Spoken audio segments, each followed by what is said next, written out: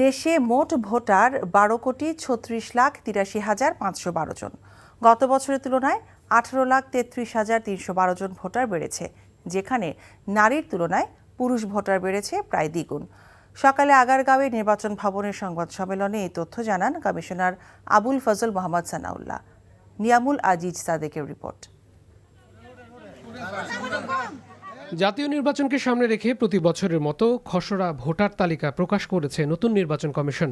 2023 সালের তুলনায় 2024-এ ভোটার বেড়েছে 1.5%। মোট ভোটারের মধ্যে পুরুষ ভোটার 6 কোটি আর নারী ভোটার 6 কোটি 3 লাখ।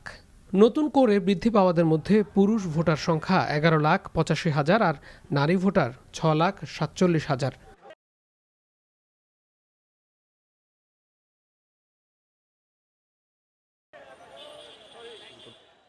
ব্রিফিংয়ে জানানো হয় 20 জানুয়ারি থেকে বাড়ি বাড়ি গিয়ে ভোটার তালিকা হালনাগাদ কার্যক্রম চলবে।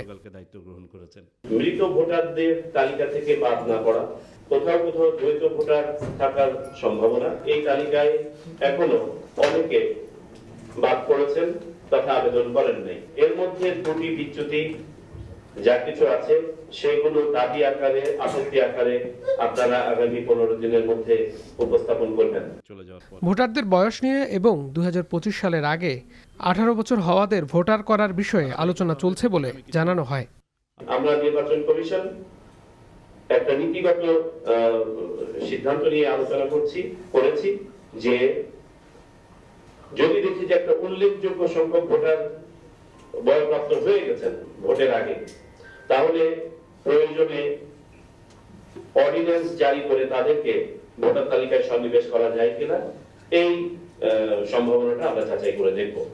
17 বছরের একটা বিষয় আপনারা সামনে এনেছেন, জি আমাদের মাননীয় প্রধান উপদেষ্টা মহোদয় তার ব্যক্তিগত একটি মত দিয়েছেন, আমরা শুনেছি এটা নিয়ে আলোচনা চলছে। এবার প্রথমবারের মতো 7টি দেশের 13,151 জন প্রবাসীকে ভোটার তালিকায় অন্তর্ভুক্ত করা হয়েছে।